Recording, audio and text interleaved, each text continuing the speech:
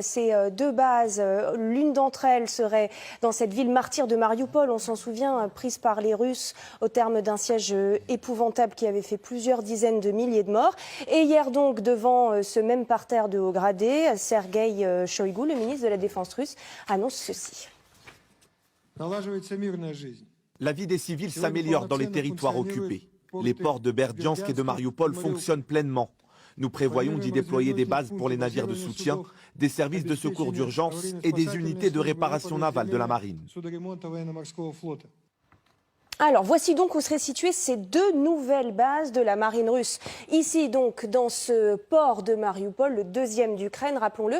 Et ici, à Berdiansk. Alors, ces deux villes, elles sont tombées relativement vite. Pour Berdiansk, c'était dès la fin du mois de février un assaut des Russes qui avaient encerclé la ville. Et en fait, ils étaient déjà sur la route de Marioupol, ces Russes, qui est prise plusieurs mois après. À quoi serviront ces deux bases dont on visualise bien ici le positionnement et ce qu'il peut avoir de stratégique? Voilà ce qu'en dit Sergueï Shoïgu. Ces bases, elles vont accueillir les navires de soutien à la flotte russe, les services de secours d'urgence également, ainsi que les unités de réparation navale de la marine.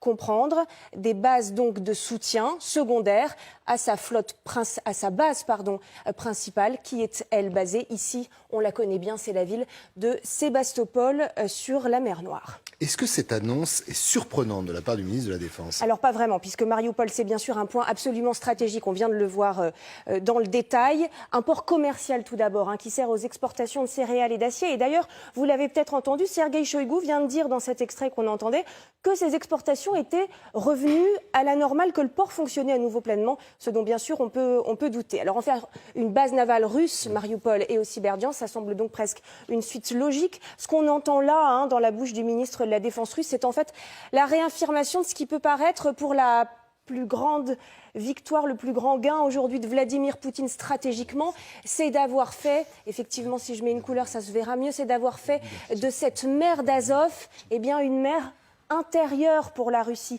Et ça, c'était l'un des objectifs prioritaires de Vladimir Poutine. Pour rappel, il s'en félicitait encore il y a peu, c'était le 7 décembre, écoutez. La mer d'Azov est devenue la mer intérieure de la Russie.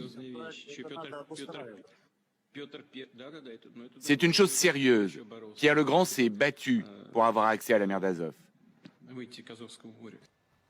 Alors dans cette annonce, bien sûr, on peut entendre également un avertissement qui serait adressé aux Ukrainiens au cas où, qui sait, ceux-ci tenteraient enfin cette offensive, cette contre-offensive par le nord vers la Crimée, mais aussi vers cette ville de Mélitopol dont on parle beaucoup et qui serait aujourd'hui le principal objectif de ces forces ukrainiennes. Pourquoi? Parce que c'est un verrou qui, s'il sautait, ouvrirait l'accès ensuite à l'armée ukrainienne. On voit donc très clairement qu'ici, il y a un nouvel encerclement de la Crimée et du sud de l'Ukraine par ces bases que nous annoncent les Russes. Reste à savoir si les navires qui y stationneront seront en sécurité, parce que l'armée ukrainienne, elle a déjà frappé la marine russe à Berdiansk. C'était peu après la prise de la ville, c'était le 24 mars dernier. Et ce qu'ils avaient notamment détruit, les Ukrainiens, c'était ce navire de guerre amphibie russe, le Saratov.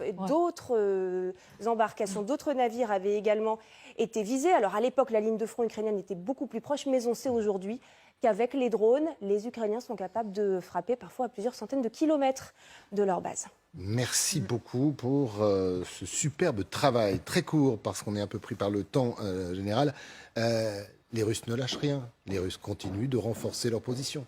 Je pense que ils sont là pour longtemps, c'est ce qu'ils veulent dire. Ce renforcement naval sur la côte orientale de l'Ukraine a un intérêt militaire en cela que ça permet, sans doute sur le plan logistique, de fournir une voie supplémentaire de renforcement en moyens, à un moment où on a vu que le pont de Kerch n'était pas garanti, et puis tout ce qui passe par la mer Noire a tendance à se faire bombarder ou à se faire détruire par des drones navals, par exemple. Donc ça rajoute, si vous voulez, un élément de fixation renforcé là. Maintenant, le contrepoint, c'est que ces bateaux vont devenir vulnérables. Ils s'approchent ils vont être plus près que ceux de Sébastopol et ceux de la mer Noire. Donc il faudra aussi qu'ils fassent très attention aux missiles ukrainiens. Donc voilà, il y a un intérêt militaire, mais il y a un risque aussi de l'autre côté.